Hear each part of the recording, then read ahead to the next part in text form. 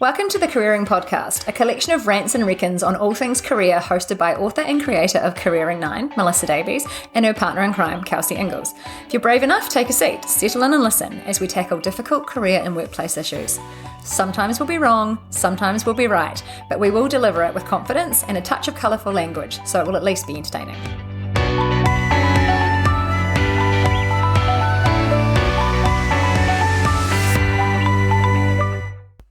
Welcome back to the Careering Podcast. It's Melissa Davies here with my partner in crime, Kelsey Ingalls. Hello, Kelsey. Oh, hey. It's a good way to start. Yeah, that was really sing-songy. What led to that kind of light and flirty little hi there, Kels? Cocktails at lunch. Ain't mad about it. It's what we call a planning session, Kels. Yeah. Oh, sorry. Yes. Work meeting. Yeah. That's where I've started today. What about you? Yeah. Is that your theme of the week? Yeah. Just drinking. Straight up drinking. Look, life's short. Every day's different, and I'm just going for it at the moment. It might just be that it's winter and I'm just like, I can go out, have a couple of drinks during the day, get home at like 5 o'clock, and it's totally legitimate for me to just go straight to bed. Also, I feel like that's the standard argument for day drinking. Yeah. It's the best reason for day drinking. Like, you can wake up the next day and just feel good. So you're kind of saying work with our circadian rhythms and go to bed when the sun goes down at 5 o'clock, and so drink at an hour appropriate to a 6 p.m. bedtime? Yeah, exactly. Yeah, so definitely midday. Yeah, that works. Okay. That's my vibe for the week. What about you? Yeah, cool. I'm going to take it in a different direction, although also greatly enjoyed the lunchtime planning session. I've been thinking a bit about how some things that make sense at a point in time, sometimes you wake up and they don't make sense anymore. And the reason I've been thinking about this is today's topic is focusing on branding, some hot takes on personal branding and branding in general. But there was a point in time where I wanted to talk to everybody about personal branding. It was the thing I thought was super important and we all needed to go there. And now I'm kind of like, I want to have a chat about it, but 5 minutes, not, let's invest in a full day workshop on it. So not doing the full PowerPoint. Yeah, I've got it if anyone wants it. Right. But it's amazing how something that was at a point in time I felt like was really relevant. I think, and when we're in those moments, we're like, this is the thing. It is the thing. We have to talk about this, the one thing. And really, we change so much. And so being accepting of letting some things go rather than trying to add more into the toolbox or hang on to it and have an conversation. Sometimes you're like, I'm just going to put that, maybe it's like the winter clothes. The summer clothes over winter. I'm just going to put those away for a while and I'll pick up what makes sense. It's like that favourite dress that you have. Yeah. And then like 2 years later, you're like, why the hell did I ever wear it? Why was I so obsessed with that?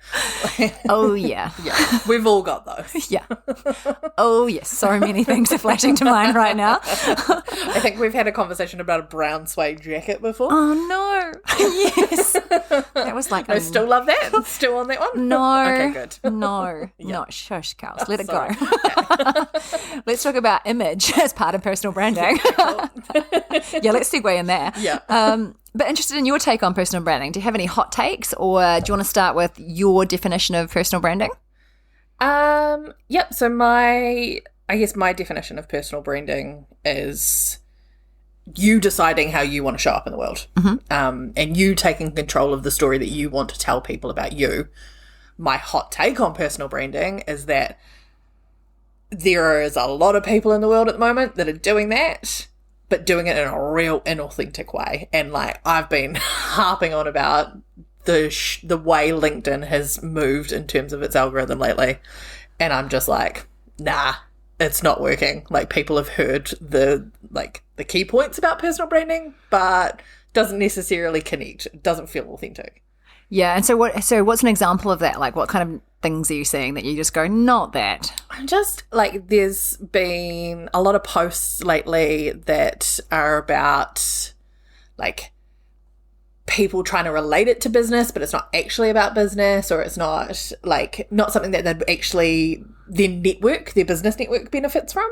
And it feels like they're trying to get a rise out of people, or like create this super, super hot take where it's just like, this doesn't seem authentic to you. This isn't the person that I know in real life. Like, why are you doing this? Why are you making that comment? That doesn't feel, I don't know, it just feels incongruent. Do you think they've gone too far with the branding and moved away from the personal element, so it's not authentic? Yeah. Yeah. Or got a little bit lost on what their brand values and like who they are as a person and the story they want to be telling to get likes. How much of this do you think is the Brene movement around trying to be vulnerable and people knowing now and having an understanding that... And authentic vulnerability. Yeah. Like bordering on oversharing. Yeah. And I know that, like, I mean, I literally just sent up a post about us, like, hitting over 200. Over 200. But that's authentic to me. And I will tell you now, over 200 of you have listened to it. I'm fucking excited about it. Yeah, I also don't understand it, but I'm fucking excited about it. So I feel like if I'm going to be able to post it on LinkedIn and then also be able to say it in real life, that feels authentic to me. Yeah. But I've just seen some comments from people and some posts, and I'm just like... Are you talking about like the people on LinkedIn that are sharing their childhood trauma and really like kind of and I think that's a really important part of personal branding is going what's this platform for? Yeah. How am I? And I think maybe this is moving into the marketing space, and we're going to have a wee bit of a chat about sort of branding in the marketing world later on in this episode. But it kind of feels like people aren't thinking about what is this platform used for? And in a professional sense, LinkedIn, I think you had a really cool stat actually about LinkedIn usage. It was like of New Zealand's population, like 60% of the eligible population, so 18 plus, 60% of us in New Zealand are on LinkedIn. We've got LinkedIn profiles. And so it's like a full population of New Zealand, everybody, that equates to just over 45% of us have a LinkedIn profile. It doesn't mean we're actively using it, but we're on there. And so it's becoming this platform that is... I don't know, I'm saying the Facebookification of LinkedIn. And I think, someone I feel does it really well and going, this thing happened to me and I'm turning it into my brand, and the thing that I want to change is Jazz Thornton. Yeah. So the young Kiwi girl who has suffered really badly with her mental health and has tried multiple times to unalive herself. She has built a brand around helping people and sharing that story in a way that's super authentic and isn't about likes and views. It's about making change for New Zealand's mental health crisis versus someone that shares one post about this traumatic thing that's happened to them. And look, if that's you and you're showing up and it's authentic and it's something that you do in the real world, go for gold. But I feel like at the moment there's this trend that I'm seeing where people are going, personal branding, I'm vulnerable. But there's no core to it. There's no real purpose. There's no sort of impact from it. Yeah. And my hot take is fuck that. Yeah, and I think it's worth sort of breaking down a wee bit about what are some of the elements of personal branding and why it matters. And you and I both kept landing on that great quote from one of the global tech billionaires, Jeff Bezos. Yep. Which is personal branding is what people say about you when you're not in the room. Yeah. And if you want people to know that you're a mental health advocate and you've had mental health struggles like Jazz does, it's really important that you share those stories and do so consistently on the right platforms and share parts of your narrative and a call to action so people understand what they can do if they're feeling in a similar way. You're right. I think she does a great job. And so it's about what do people say about you when you're not in the room, but also we're living in a reputation economy. And in a country like New Zealand, where we literally have 2 degrees of separation. Everybody knows everybody. Yeah. And so you want to make sure that what people are saying about you, you understand how you're being discussed or referred and that you're happy with it. And I love this other quote by Tim Ferriss, because we're all about the billionaires today. Billionaires and lunchtime cocktails. Yeah, I'm going to win lotto, so at least I can get a millionaire title. E-Pace Jags, thanks. And so I think the thing with personal branding is you need to know that, like it or not, you've got one. And it's about understanding what it is and how you're shaping it to reflect what you actually want it to be. And Tim Ferriss has this quote, and he said, personal branding is about managing your name, even if you don't own a business, in a world of misinformation, disinformation, and semi-permanent Google records. Going on a date, chances are that your blind date has Googled your name. Going to a job interview, ditto. And it's true, right? So, Kels, totally. You would have known from hiring people or a new colleague starts, and you want to get the 411, so you do jump on socials and see if they've locked down their LinkedIn or their Insta or their Facebook. Like, totally. We'll do it. 100%. Yeah. Yeah. And we've probably both done it on dates as well. Like, I'm not going to lie.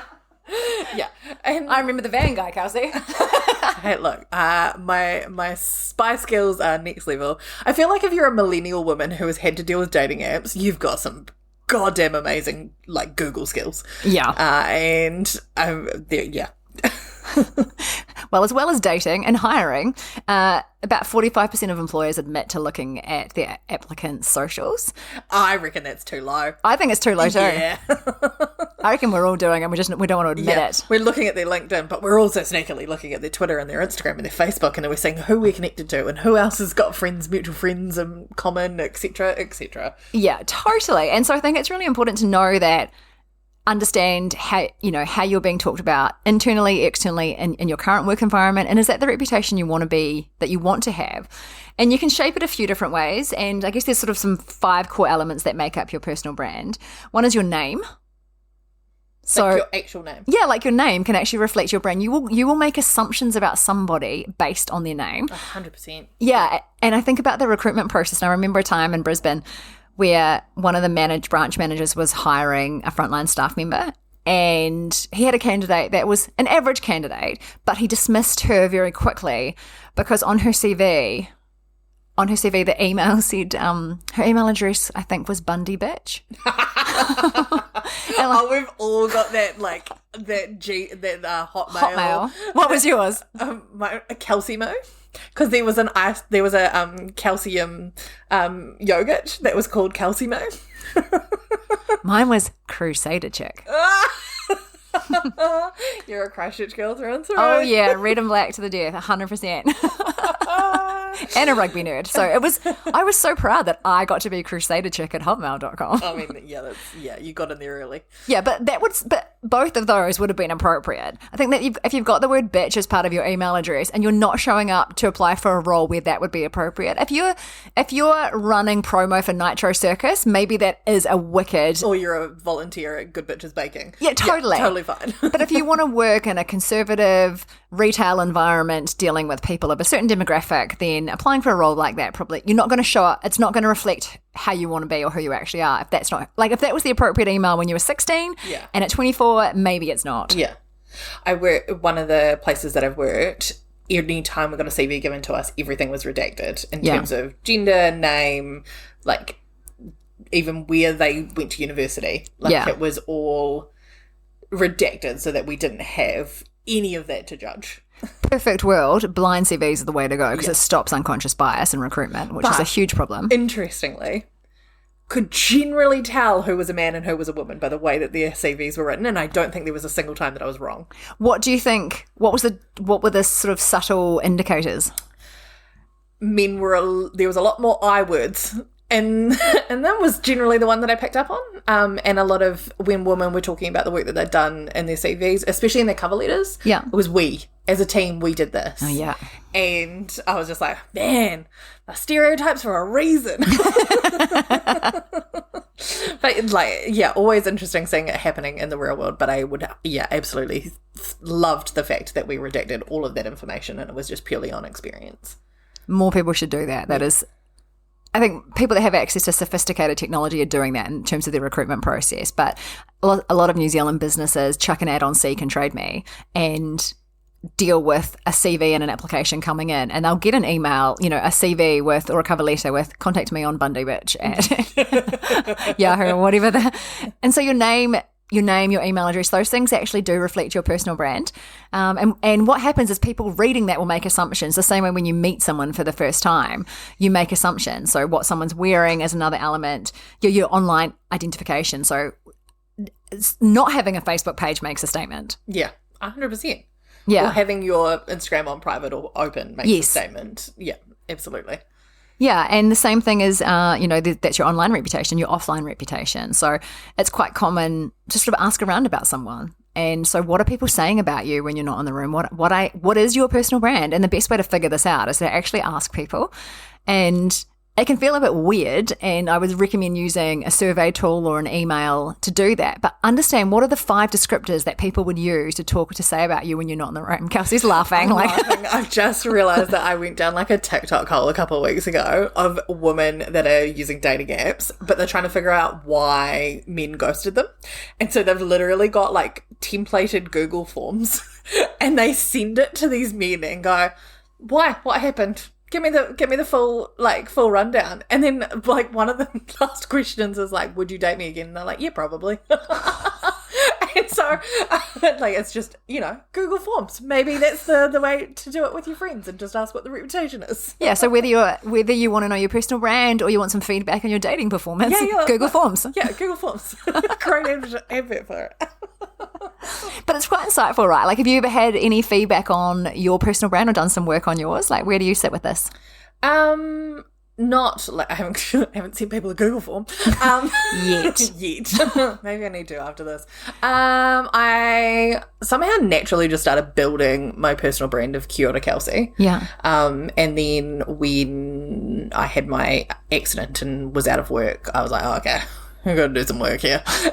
And so got a friend that I was working with to design me like my own literal branding, to be able to make everything look cohesive and lovely, which was awesome. It was a really good basis. But from a feedback perspective, I don't know whether I want to open that can of worms. It's really hard because you've got to find the balance between people making judgments on maybe like, it's the balance between taking on people's thoughts about you and then not letting it overly affect you.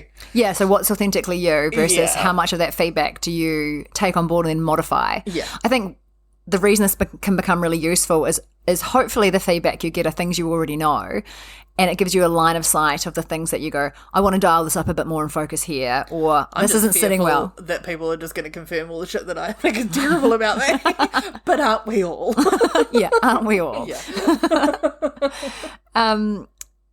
I think what was interesting there too, Kels, is I know your personal branding journey has actually, and maybe it's because you and I have experience in marketing and branding, that we probably think about this more in terms of maybe it's operationally and we think about how to turn it into a website or a brand, etc. Yeah. But what it's done and what good personal branding will do is, like if you're someone that's super passionate about human physiology and movement, and you want to connect with others that are also interested in that, having a personal brand and a digital reputation where you share content on that, you like content on that, you will find a community and a network of people with similar views, which can be really engaging and fun. You get to do more of the stuff you care about. And in your instance though, Cal, so you put your brand out there, you moved here to Ototahi, and what happened? So I put a post up on LinkedIn. I was like, I'm here, bitches. I didn't actually write that because I was like, maybe a bit far with the swearing in a new community. Have to kind of like lean into it a little bit. I went to a meeting the other day and I was like, I swear word slipped out and I was like, are you guys okay with that? And they're like, fuck yeah. And I was like, great. You are my people. You're my people. Put the post up on LinkedIn, and then next thing I know, I had a job.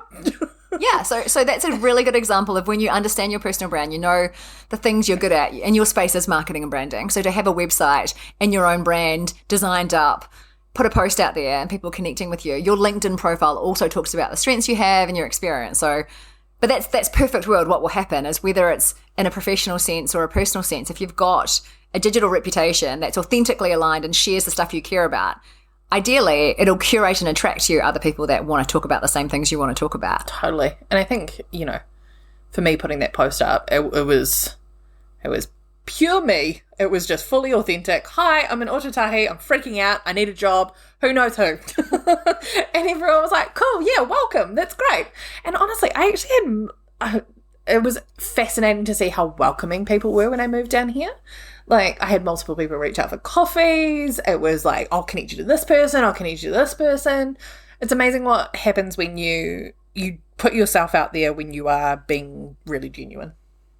Yeah, and I think this has been the theme today, is being really authentic. Also, the fact that if you swear a lot, it means you're really intelligent. That's the other thing. Fuck yes. Because that is absolutely part of my personal brand as well. And when I worked in Australia, I was Little Miss Corporate Soldier and wore the grey suit and said the right things and minded my P's and Q's. And I've definitely glad and retained that ability to know when it's appropriate and when it's not. But I know for the most part, I am quite informal. I'm going to talk fast. I'm probably going to say fuck, and I'm probably going to wear a floral dress. Like, that's pretty much my personal brand right there. All of the flowers. Yeah. Let's have some Botans chat and say fuck every third word. You know, like, that's probably... and also that people can trust that I'm going to do what I say I will. Yeah. That's absolutely... And I've been intentional about that. Yeah. And, yeah, that's what I wanted it to be, and I'm glad that I hope that's what it is. Yeah.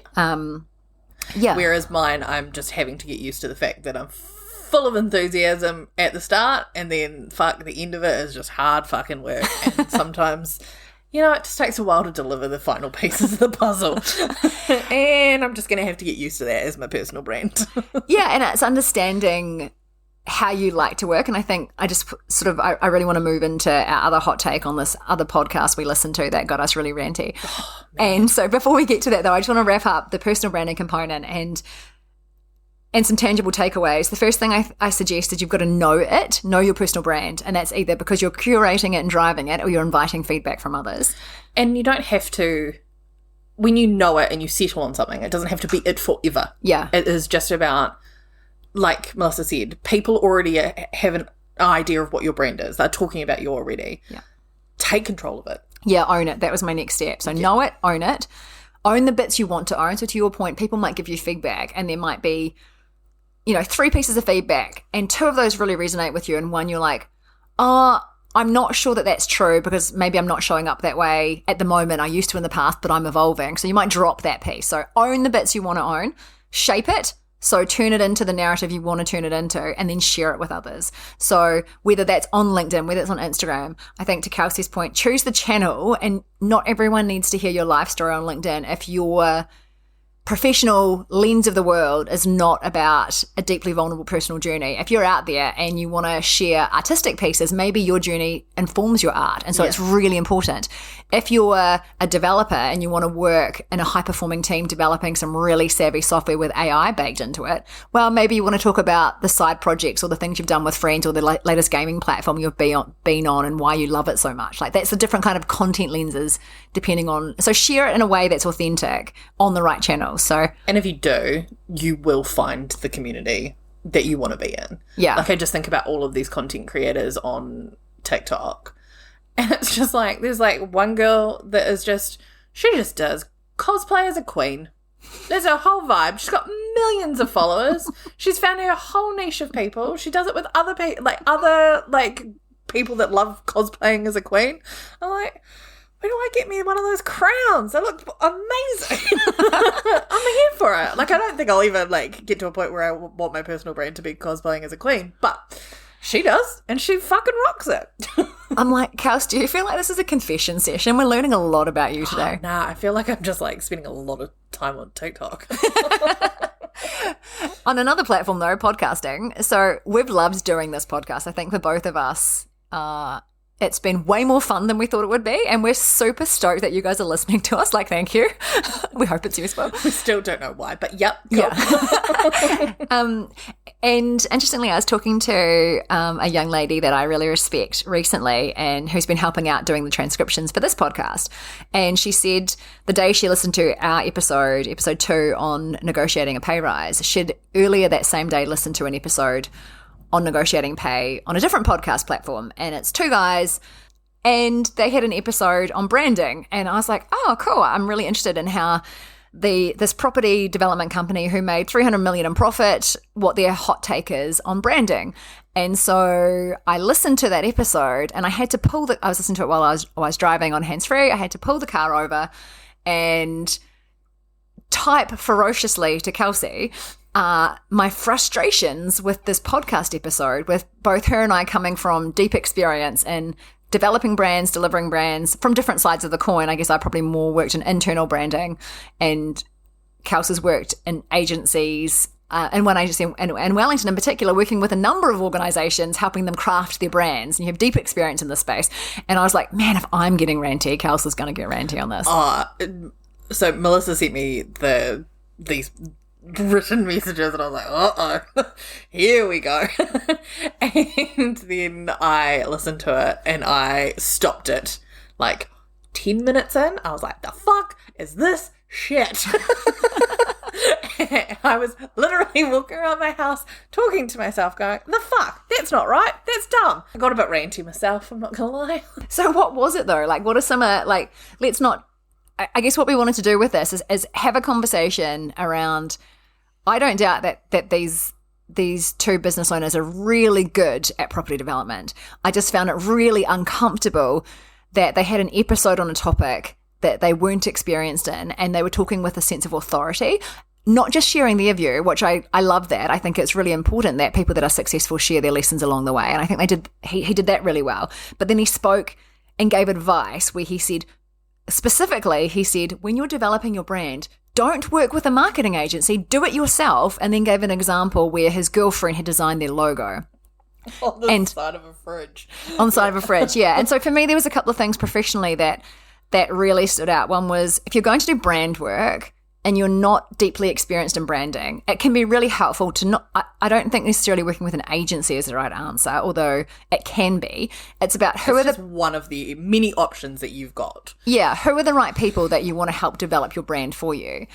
Because they've been obviously a very successful venture, and my thinking is, what money have they left on the table because they didn't invest in their brand? And are they not attracting the right talent because their brand doesn't tell the narrative they want it to? I don't know, but I guess they were my sort of, when I looked at it from a professional critique, they were the things that I was really quite frustrated by, like someone speaking with authority about a subject that they didn't necessarily have deep expertise in, they had a personal experience in, which is valuable, but they weren't framing it that way. So what about you, Kels? What were some of the things that, when you sort of break down the things that they said and you were like, actually, that's not quite right, or that doesn't sit well? I guess the difference from personal branding to branding a business is personal branding, it's all about you. Mm-hmm. And it's about your brand and what you want to be and what you want to put out into the world. When you are doing your business branding, you need to balance that with the people that you're talking to and the landscape that you're working in, and actually understand your customer and build a brand with that in mind. This podcast was, it needs to be all about you. You need to be on board with it. It needs to be about you developing you. Like, it was so self-centric, and I'm going, but where does the customer see themselves in that brand? And like you said, they're not unsuccessful. They've done really well. It's just, I had the same thought, like, what have they lost? What opportunity have they lost because customers are not seeing themselves in the branding work that they're doing?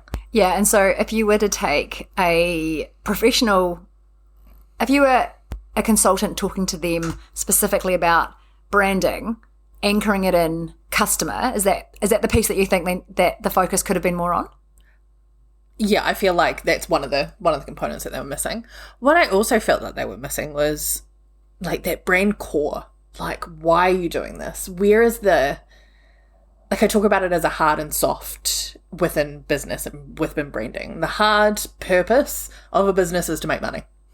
But what is the soft purpose? A for-profit business. A for-profit business. Yeah, a for-profit business. But what is for any business, what is the reason that you get out of bed in the morning? Because you could do anything. You could do any job that you wanted to. Sometimes, like, we end up in paths in life, and that's fine. But, like, what is the thing that gets you out of bed in the morning? What sits at the heart of that business, and why should other people give a shit about it? And I felt like that was missing in that conversation. Yeah, so it sounds like, if I'm reflecting back, what you've just talked us through is they were kind of, here's our view of the world, we're going to come up with a name and a logo, and we're just going to tell people that's what it is, and we're not actually going to spend time understanding our target market and what they care about, nor making sure that there's purpose and connection with why we do what we do. Yeah. Now, those elements might already be there, right? But they're not showing up in a digital or visual identity of this organization. Yeah, or just the conversation and the way that he was talking about branding. Yeah. And, like, look, their branding team might be all across that. It might just be his personal opinion on how to do branding. Yeah. But I don't know. I listened to that and I just walked away and went, fuck working for that guy. That sounds like a nightmare. Yeah. So my question to you then, Kels, is, so do you want to educate us on property development? Because how comfortable would you be? Absolutely not. Could not. Could never. And I wouldn't even try because I don't know it. I would never spend a 20-minute podcast talking about property development. Yeah. I think that's where that was a real setup, because my take on it was, share your experiences, because you can talk with authenticity about those. Telling other people to do what you've done in an area that actually does require, it's an art and a science to do good branding. It doesn't happen by accident. It happens by good design.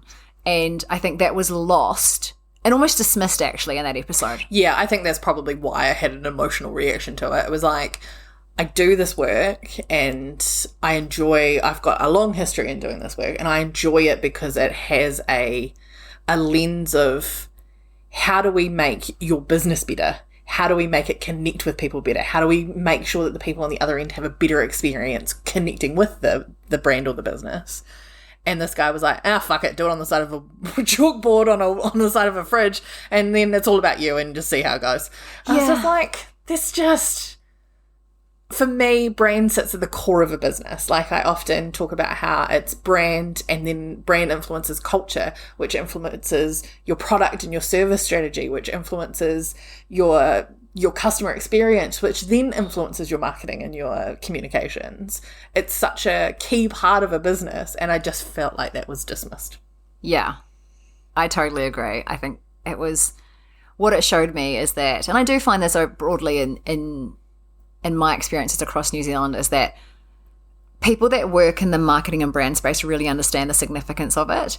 And lots of people that haven't had exposure to a good marketing or brand experience think that marketing and brand is what is your logo and fonts and colours, not I need to change the colour. No, you fucking don't. Yeah, but your brand essence, and then how you deliver a customer experience talks, and I always think about like the fast food chain brand promises, like, the McDonald's brand is not just the iconic yellow arches. It's actually the fact that they have a fixed menu and a certain service experience. That's all part of their brand. Like, you might not think about that, but it is. Yeah. And so, I think the way this podcast episode was structured, it talked very much just about fonts, colours, logos, not about brand. Yeah. Yet it was delivered in a way that was, here's what you need to do with your brand. And so I think that's probably where we took, we didn't take exception. We got really fucking pissed off about it. Oh yeah, I can feel my blood boiling already talking about it now. And I'm just like, I need to calm the fuck down. I'm like, is this time to wrap up? Do we need to wrap up? I'm just like, I think for me, brand is one of the foundational pieces to connect with people. And because it's such a core value for me and so important for me, someone that was just like, houses. We build houses. Here's a logo. I was just like, okay, we're just on two different pages, two very different sets of values, two very different understandings of why this can be so fucking amazing for a business.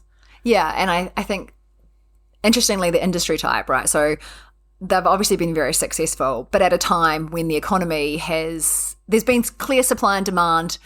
Well, there's been demand for housing. And so I go, cool, maybe you're not competing as aggressively as if you had a consumer product where the brand quality might need to be greater. So, but I still, like you and I both said, what was left on the table because they didn't invest in this space. Yeah. And, some industries it's less significant, in other industries it's super critical. So acknowledging all of that. And I think it's really important that personal branding, business branding, don't let it happen by accident. Yeah. Awesome. So let's wrap up there. Key takes from this session from you, Kels? I get fucking ranty about branding. I knew you would. I think same thing. Just make choices. Make sure it's authentic. Make sure that when you're talking about your personal branding that you feel comfortable doing, like you feel comfortable at what you want to be putting out in the world. But then when you're doing business branding, making sure that it is not just about you. Two sides of a different coin. Yeah. Yeah.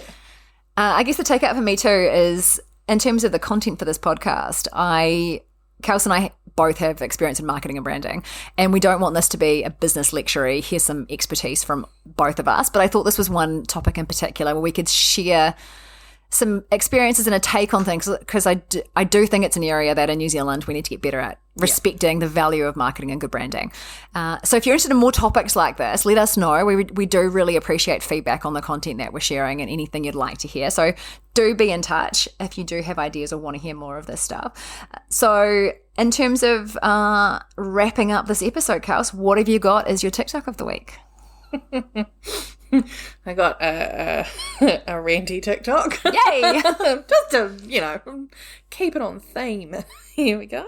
To all of my ladies out there working 9 to 5s, if you've managed to actually advance in your career, nay, excel in your career, let's be honest, and you've done so without the aid of a wife doing your domestic labor or a secretary doing your administrative labor, congratulations. You are more qualified than any man over the age of 55. Feel free to tell them to lower their tone when they speak to you. Good day.